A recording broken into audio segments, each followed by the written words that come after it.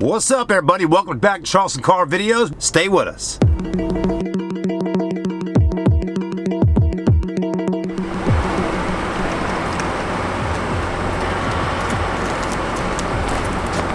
What's up, everybody? Welcome to today's video. I'm going to be showing you today a busted up Dodge Charger for only 2,500 bucks. So stay with us. Let's take a look at this car, right?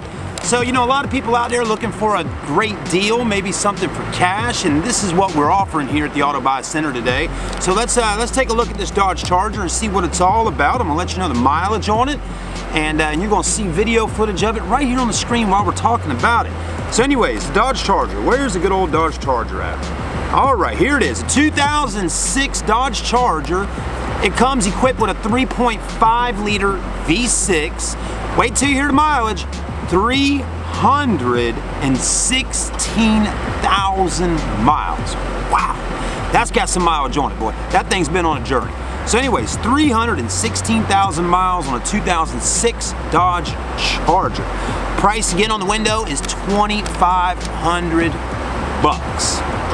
If you're looking for a Dodge Charger for $2,500 cash, please remember we do have 5% sales tax in South Carolina and a $150 dealer admin fee for the DMVs and all that kind of stuff. So if you're in the market for a Dodge Charger, please let me know if you're interested in it. And as we do on most of these videos, when we get done with this clip right here, we'll hop inside and take it for a quick spin.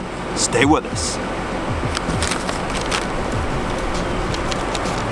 Everybody, let's hop into Dodge Charger, see what's going on. Again, a 2006, 316,000 miles. You know, of course, it does have a few things on the outside with it. You know, some scratches, a few little dings here or there. And on the front bumper there, the little side marker turn signal light is out, and it looks like it was probably in an accident of some sort right there. So again, you know, what can you expect to buy for 2,500 bucks that may not have some rough spots on it, and or been in an accident, right? That's just kind of understandable. But anyways, for the most part, we're going to show you what the deal is with the car, see how it drives, and all that. So again, my name's Chad with the Auto Buy Center right here in Ravenel, South Carolina. I'm one of the most realest car sales people in Charleston, South Carolina. And what I mean by that, just so you know, is that I'm gonna be pretty straight up and up front with you when you go to buy a car. You may not like what I say sometimes or like my attitude, but here's the thing, folks.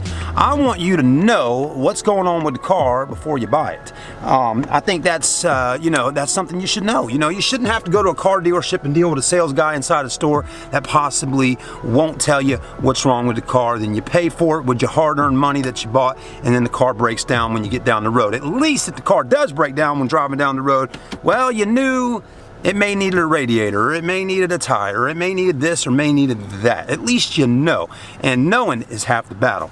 G.I. Joe, American hero. Anyways, car's definitely on E right now. It needs gas, but one thing that's positive about it is it doesn't have any check engine lights on, so that's a good thing. And the heater is really hot in here. The main thing I want to do today is see how a Dodge Charger with 300,000+ miles actually rides. You know, I think that's the most important part, and a lot of people may be clicking on this video today that don't even want to buy this car, maybe just want to watch the video to see how it drives, right? Because here's the thing, folks, you know, there's a lot of these Dodge Chargers on the highway nowadays, but maybe not all of them got 300,000 miles on them. Maybe some have 150,000 miles, 100 or 200,000 miles, but 316,000 miles, that's pretty damn interesting. And I don't know about y'all, but I'm just kind of curious how a Dodge Charger is going to do with 300,000 miles on it, because I haven't really had a whole lot of success with the Dodge trucks, you know, that were made back in 2006. They just weren't, they're just not the best vehicles, right? You know, they seem to fall apart a lot. And I will tell you though, the inside of this vehicle right here seems to be in pretty good shape, man. Even though the outside's a little bit tore up, that has nothing to do with the auto manufacturer. The inside of the car has held up really nice inside of here. The fit and finish is pretty good. I mean, yes, it's a cheap automobile. I mean, a lot of hard plastics and just, you know, just cheap materials for the car. But again, this is a vehicle that, you know, Dodge makes American cars that are cheap and inexpensive, but the advantage of that is, yeah, you don't have to pay a whole lot for them. But I'll tell you one damn thing, go out and price you a Dodge Hellcat Challenger RT or you know, some kind of super performance type one, and you'll be paying a good bit of damn money for the car when it's all said and done. But anyways, so far riding pretty good. Now the main thing we're going to do is we want to hit the gas pedal down, even though it's kind of low on gas, and just see how the thrust is and how the transmission feels.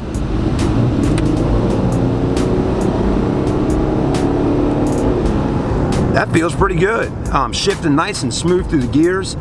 The brakes feel good. There's no shake in the steering wheel when accelerating or hitting the brakes. So the alignment's okay. The brake pads seem to be good. The rotors are turned well.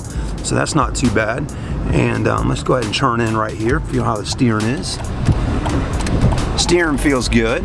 Now here's a newer body style Dodge right there. Check that out. That's a Hemi, and you know he's feeling cool as hell riding down the road in his Dodge Hemi. So, you know, people just love Dodges. They sure do. And, you know, again, an inexpensive American-made vehicle that, you know, that people can afford. That's what it's all about. So anyways, let's get out, let's pop the hood, let's see what's going on under there. Now that we've driven it and got up on it a little bit, let's see actually how well this vehicle's running out, and if it's got anything smoking up under there and all that. Let's see if we can find the hood release. It's down there somewhere. There we go. Now one thing I can tell you folks, 300,000 miles. Here's the first one I've ever seen like this. Take a look. What do you see right now, guys? You see a worn out pedal. I mean, look at that. There's the metal on the pedal. How about that? It kind of rhymes. Metal on the pedal right there. So you may be saying to yourself right now, well, what does that mean, Chad? Why are you showing me metal on the pedal? Well, that means that this car was driven pretty damn hard. And even though it has 300,000 miles on it, it's probably been more city miles than highway miles. Another thing we like to look at on older vehicles, or at least cars with high mileage, is right here. I mean, again, this car's already over 10 years old, but we're gonna look at our seatbelt. Now, either the customer just didn't wear the seatbelt a lot, that can happen, but sometimes you can look at a seatbelt and see how worn out it is and all frayed up and all, and that'll let you know if it's highway versus city miles. But since that's okay, we saw the pedal and that was pretty damn worn out. We got a lot of wear on here as well, all the way around that steering wheel. So, I mean, either way, 300,000 miles, the car has been driven, and it's been driven a lot. But you really want to stay away from a vehicle that's been a city driving car, because a city driving car, like a police car for instance, is a vehicle that's been going fast, slow, a lot of movement in between traffic and stoplights and all that, and that's hard on a transmission, okay? I mean, just plain and simple, you know, the transmission is getting shifted and all that stuff quite often. Anyways, so still though, it's hard to tell, you know, I mean, I see the pedal in there that's got some wearing on it, but the engine is running good. No smoking going on. It's a 3.5 liter V6. I mean, I don't think Dodge could screw up the 3.5 liter. I mean, the 3.5 liter engine is, I mean, that's a V6 engine that tons of auto manufacturers put in them. The hose looks new right there. It's clean under here, so that's a good thing. I don't see the battery, so I'm assuming the battery's in the trunk, but hold on. Okay, so I think we're okay under there. The next thing we want to take a peek at is our front bumper. You know, is there any fine little pebbles that have, when you're riding on the interstates, tiny little rocks and stuff are usually on the interstates or these long roads that go into cities, okay? And those tiny little rocks come up and hit the front end of a car, and you'll usually see a front bumper of a car that's got tiny little pebble chips all over the front, all up in here and whatnot. And that'll let you know if a car's been on the highway versus the city.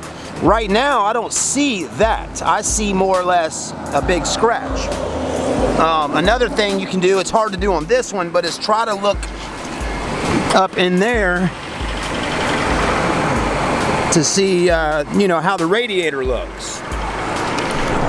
So from just peeking up under there, I don't know what all was seen on the camera, but the front of this car and in the radiator doesn't really look too bad. So that tells me that possibly this car had a lot more city miles on it than highway miles. Just my opinion. Don't know if it's necessarily correct. There's no way to really know exactly, but it's just an indication. Again, feel free to get in the comments section and let me know your thoughts on that, or if you have any little tricks to know if a car was city versus highway. But realistically here, the car actually drove pretty good coming out of the dealership and going down the road. Let's give it one more shot going down the road here and see how she does. Again, 316,000 miles, 12 to 13 years later. I would say the interior of the vehicle's held up pretty good. You know, a lot of this stuff, the conditions of the interiors of the cars and exteriors, really sometimes, if it's in bad shape, it's usually due to the person that owned the car, right? You know, maybe it was a rental car, and people just don't really care about rentals because it's not their own vehicle and all that.